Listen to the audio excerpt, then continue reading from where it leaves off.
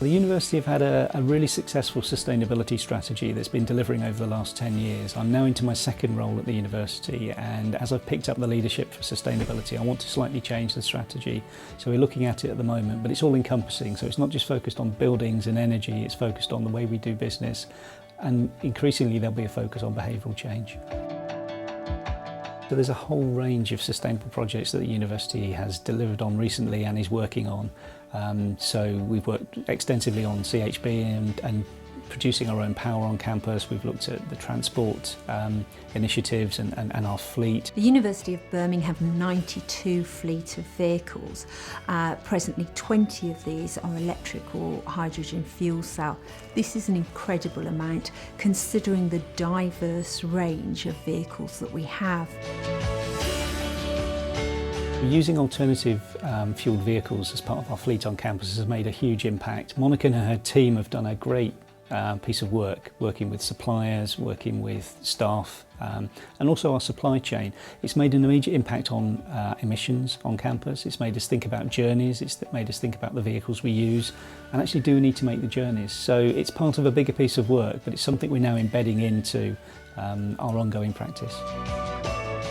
In 2008 we were quite fortunate and we had 2 research projects funded by a local government to look at hydrogen fuel cells in the home and on the road. The one on the road involved several companies including Market Cab Industries who supplied us with the hydrogen fuel cell vehicles, and we took ownership of 5 vehicles to be deployed on campus for both research and for day-to-day activities. And we put that in our postal services, and that gave some incredible data with comparison to diesel engines and electric vehicles. The technology itself, hydrogen fuel cells, is quite a simple and clean technology. You take a hydrogen atom, you take an oxygen atom, they ionise, and the hydrogen ions meet with the oxygen ions to produce water, and because they're ionised, electrons are released, and electrons is electricity.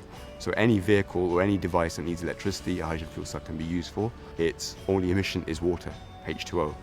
Therefore there's no noxious pollutants such as nitrous oxides or carbon monoxide or even carbon dioxide.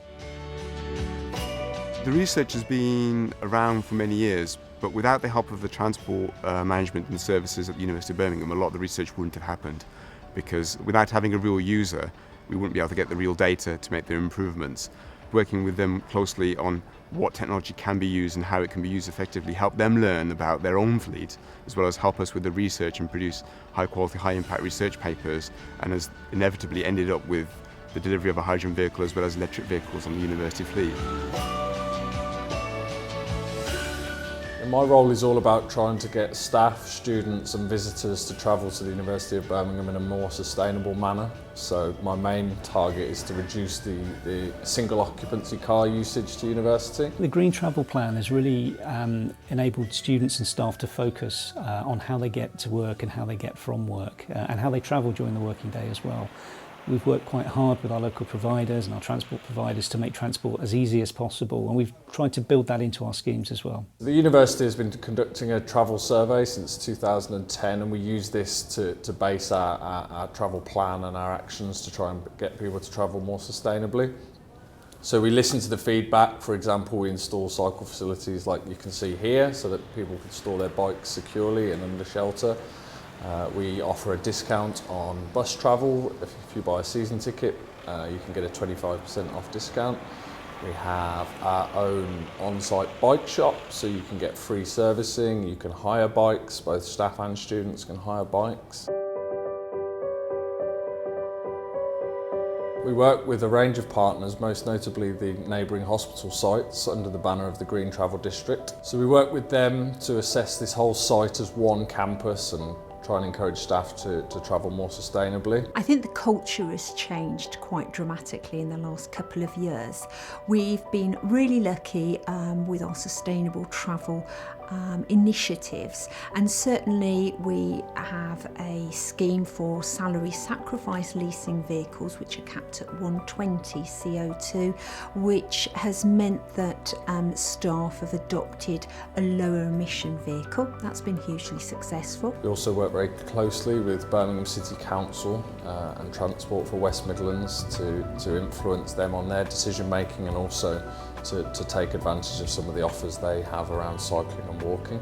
We've got electric charging points across the campus, so we actively encourage our staff to purchase their own electric vehicles and bring them in. Another partner that we work closely with is the Canal and River Trust, who are currently improving access to the canal towpath on our site. And we also have days where we'll have electric vehicles on display and offer staff and students to look around them to get acquainted with them. In June we just completed our third staff and student travel survey. This will form the basis of all of our action plans for sustainable travel over the next few years.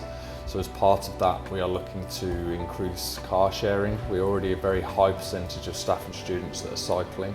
So we're going to focus on car sharing and getting people onto public transport.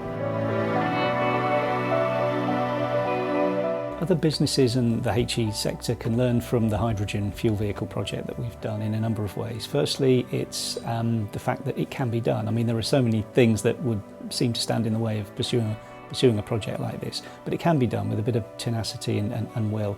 The technology's there, the technology's improving, but actually I think one of the key learning points is that we've worked with industry, and industry have supported us in moving this forward.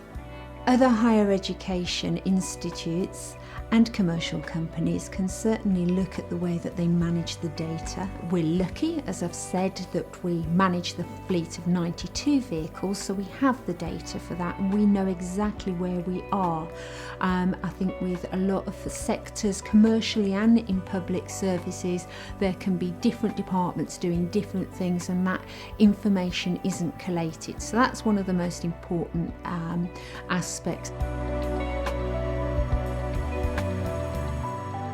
In terms of future plans for sustainable projects on campus, we've just agreed that we're going to put about another £2 million into initiatives and innovation. So there's a whole load of building work that we'll be doing as well. So we'll continue to make sure that we build in a sustainable way wherever possible.